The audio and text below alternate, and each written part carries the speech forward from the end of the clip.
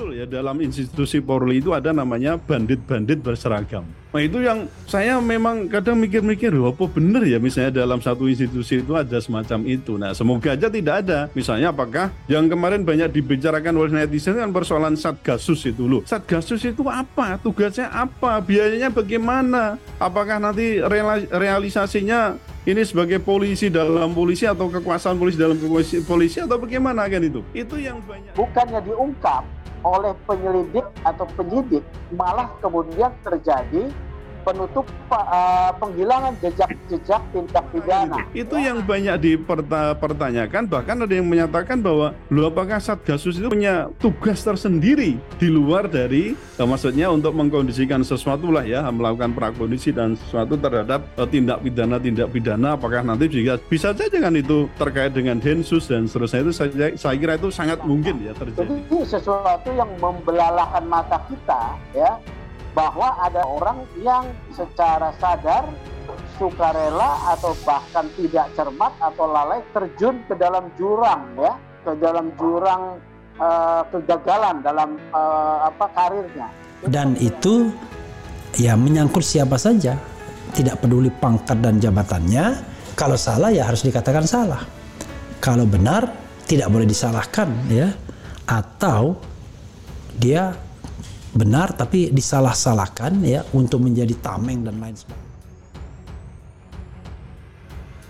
Rizal, ada 3 dosa Tito Karnavian. Pengamat politik M. Rizal Fadilah menyebut ada tangan Tito Karnavian berkaitan dengan pembentukan Satgasus yang belakangan diperbincangkan karena keberadaan Ferdy Sambo sebagai kepalanya. Satgasus adalah sebuah lembaga non-struktural yang dibentuk oleh Kapolri Jenderal Tito Karnavian. Apakah kondisi saat ini adalah penyimpangan dari misi awal atau memang sejak pembentukan ditujukan untuk pekerjaan yang remang-remang? Faktanya kini Satgasus telah sukses menciptakan monster yang ahli rekayasa alias sandiwara dan jago dalam menebar kekerasan di lingkungan maupun di luar kepolisian, kata Rizal dalam keterangannya.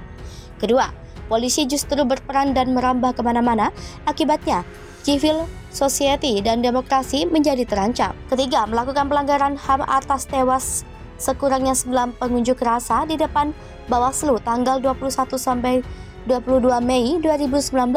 Sebelumnya, pihak kepolisian juga tidak melakukan pengusutan atas tewasnya 894 petugas pemilu dan 5-11.000 petugas mengalami sakit. Kejanggalan ini harus diterima begitu saja oleh rakyat Indonesia dengan alasan petugas meninggal karena kelelahan. Betapa enteng memperlakukan nyawa manusia. Jenderal Tito Karnavian harus ikut mempertanggungjawabkan dosa politik yang dilakukannya, kecuali bahwa semua itu didalihkan atas perintah atau petunjuk presiden, pungkasnya. Terungkap Kapolri yang minta Irjen Sambo dihukum mati. Ini keterangan penasehat ahli Kapolri. Terungkap bila sosok yang meminta Irjen Ferdy Sambo dijerat pasal dengan sanksi berat hukuman mati adalah Kapolri Jenderal Listio Sigit. Irjen Ferdy Sambo, istrinya Putri Candrawati dan 3 anak buahnya memang dijerat pasal 340 KUHP dengan salah satu sanksi terberat adalah hukuman mati, selain penjara seumur hidup dan pidana penjara 20 tahun lamanya. Kepala Pusat Kajian Keamanan Nasional Universitas Bayangkara sekaligus penasehat Kapolri bidang politik, Hermawan Sulistyo mengungkapkan kalau sebenarnya Kapolri yang meminta agar Irjen Ferdy Sambo dijerat menggunakan pasal 340 KUHP, yang hukuman terberatnya adalah hukuman mati.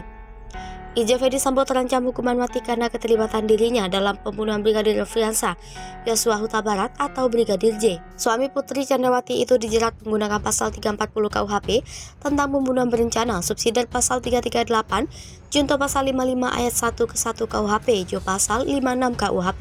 Kapolri juga meminta siapapun yang diduga terlibat dalam kasus ini benar-benar dibuka seterang-terangnya, termasuk soal aliran dana yang disebut mengalir ke sejumlah pihak dalam pusaran kasus yang dihadapi Irjen Ferdy Sambo. Hermawan Sulistyo juga sebut bekas staf dan penasihat ahli Kapolri Fahmi Alamsyah adalah pihak yang membagi-bagikan uang dalam pusaran kasus pembunuhan yang dihadapi Irjen Ferdy Sambo. Hal itu merespons pernyataan penasihat Tampak Saur Siagian soal aliran dana dalam pusaran kasus pembunuhan Brigadir J. Hermawan Sulistyo lebih lanjut menyampaikan Fahmi Alamsyah dalam eksistensinya bukan hanya dikenal sebagai staf dan penasihat ahli Kapolri. Lebih dari itu, kata Hermawan Sulistyo, Fahmi Alamsyah bukan dikenal kerap membagi-bagi duit. Lebih dari itu, Kata Hermawan Sulistyo, Fahmi Alamsyah bahkan dikenal kerap membagi-bagi duit. Dikonfirmasi apakah uang yang dibagi-bagikan Fahmi Alamsyah berasal dari Irjen Verdi Sambo. Hermawan Sulistyo mengaku tidak tahu dari mana asal-usul uang yang dibagikan oleh Fahmi Alamsyah ke sejumlah pihak. Oleh karena itu, kata Hermawan Sulistyo, Fahmi Alamsyah ditekan untuk mundur dari jabatan staf dan penasehat ahli Kapolri. Bukan hanya itu, Hermawan Sulistyo mengungkapkan soal polemik aliran dana tersebut juga membuat Kapolri Jenderal Listio Sigit Prabowo menjadi tertantang. Polri telah menetapkan Irjen Verdi Sambo, Putri Candrawati menjadi tersangka baru dalam kasus pembunuhan Brigadir J. Pasutri ini sama-sama disangkakan pasal 340 dengan ancaman hukuman mati atau seumur hidup. Di balik kekejaman Pasutri ini, ada yang menjadi pertimbangan polisi dan kemungkinan majelis hakim nanti.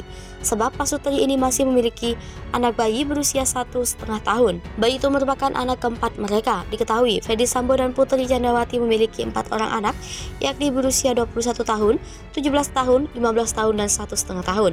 Komarudin Simanjuntak mengaku ingin mengadopsi anak Verdi Sambo dan Putri Candrawati yang berusia 1,5 tahun. Ia berjanji akan menyekolahkan anak Verdi Sambo dan Putri Candrawati sampai menjadi dokter. Komarudin mengungkapkan mulanya penyidik mempertimbangkan anak Putri Candrawati yang masih bayi saat ingin melakukan penetapan tersangka. Menurut Komarudin, terkait nasib anak Verdi Sambo dan Putri Candrawati yang baru masih kecil seharusnya tak menjadi penghalang sebagai penyidik. Ia lalu membandingkan dengan nasib Brigadir J. Diketahui, Verdi Sambo dan Putri Candrawati dijerat dengan pasal 340 KUHP atau pembunuhan berencana dan pasal 338 KUHP tentang pembunuhan, junto pasal 55 dan 56 KUHP. Verdi Sambo dan Putri Candrawati terancam hukuman mati atau pidana seumur hidup atau maksimal 20 tahun kurungan. Komarudin pegang 5 surat kuasa dari keluarga Brigadir J bakal laporkan nama-nama ini. Komarudin Simanjuntak bakal melaporkan orang-orang yang diduga terlibat skenario bohong pembunuhan Brigadir J. Mulai dari pembuat skenario hingga penyebar informasi bohong. Sejumlah nama pun disebut Komarudin, diantaranya anggota Kompolnas Benny Mamoto, istri Verdi Sambo yakni Putri Candrawati, hingga mantan Kapolres Jakarta Selatan. Pernyataan ini dikatakan Komarudin Simanjuntak saat ditemui di Jambi, Kamis 18 Agustus 2022 silam. Pernyataan ini dikatakan Komarudin Simanjuntak saat ditemui di Jambi, Kamis 18 Agustus 2022 siang. Komarudin menjelaskan kedatangannya ke Jambi untuk mengambil atau meminta tanda tangan surat kuasa. Tidak tanggung-tanggung, Komarudin menjelaskan ia akan meminta 5 surat kuasa sekaligus, yakni melaporkan Irjen Pol Verdi Sambo dan istrinya Putri Candrawati yang membuat laporan palsu terkait tuduhan Brigadir Yosua melakukan pelecehan seksual, yang dimana, kata Komarudin, Verdi Sambo mengatakan Brigadir Yosua menodongkan senjata kepada Putri Candrawati. Ia menjelaskan laporan tersebut juga telah dihentikan karena tidak ditemukan tindak pidana yang melanggar pasal 318 KUH pidana junto pasal 5556. Selain itu, surat kuasa kedua yang diminta Komarudin Simanjuntak yakni untuk melaporkan kasus pencurian, yang dimana diduga uang Brigadir Yosua dicuri. Uang senilai 200 juta rupiah dipindahkan dari rekening pribadi Yosua, dipindahkan ke rekening tersangka sebesar 200 juta rupiah yang terdata pada 11 Juli 2022. Dalam kasus ini, Komarudin Simanjuntak akan melaporkan transaksi tindak pidana pencucian uang. Kemudian, surat kuasa ketiga yakni adanya upaya menghalangi penyelidikan atau melakukan upaya obstruction of justice, yakni melanggar pasal 221 KUH pidana junto 223, junto pasal 88 tentang permufakatan jahat. Surat kuasa berikutnya menyebar informasi bohong. Dalam hal ini, kata Komarudin Simanjuntak, sejumlah orang yang terlibat dalam kasus ini melanggar pasal 14 ayat 1 Undang-Undang Nomor 1 Tahun 1946 yang disebut menyebar informasi bohong dan memfitnah orang mati, yaitu pasal 321 KUH pidana. Bongkar siapa saja jenderal nakal, geger Kaisar Sambo dan konsorsium judi kini jadi perhatian DPR. Komisi 3 DPR RI dijadwalkan akan memanggil Kapolri Jenderal Listio Sigit dalam rapat pada pekan depan terkait perkembangan kasus pembunuhan Brigadir Yosua Huta Barat alias Brigadir J, di mana mantan Kadif Propam Polri Irjen Verdi Sambo telah ditetapkan sebagai tersangka. Selain itu, Komisi 3 juga akan meminta penjelasan terkait munculnya isu kekaisaran Sambo dan konsorsium 303 di internal Polri. Rencananya Listio Sigit akan dipanggil pada Rabu 24 Agustus 2022 pekan depan. Desmond menilai spekulasi mengenai penuntasan kasus Verdi Sambo tersebut sangat liar di media sosial dan menjadi konsumsi masyarakat luas. Namun, ia belum mengetahui kebenaran atas informasi yang beredar luas tersebut, termasuk soal isu Kaisar Sambo dan Konsorium 303. Kendati demikian, Desmond mengatakan pihaknya juga akan berhati-hati menyikapi benar atau tidaknya informasi yang begitu deras beredar belakangan ini. Diberitakan sebelumnya, Irjen Verdi Sambo disebut memiliki kelompok yang sudah menjadi kerajaan di internal Mabes Polri.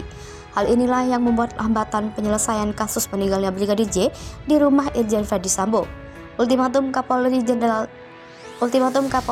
Jenderal Sigit pecat Kapolda. Banding Kapolri Jenderal Polisi Listio Sigit Prabowo menyasar anak buahnya. Listio Sigit akan mencopot Kapolda dan Kapolres yang tidak serius memberantas judi. Ancaman Kapolri tidak main-main menyoroti maraknya perjudian, termasuk judi via online. Ketegasan Listio Sigit muncul saat memberikan pengarahan melalui virtual kepada jajarannya di seluruh Indonesia Kamis 18 Agustus 2022.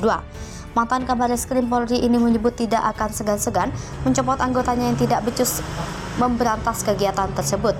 Selain perjudian, ultimatum itu juga diminta Listio dalam penanganan kasus tindak pidana lain.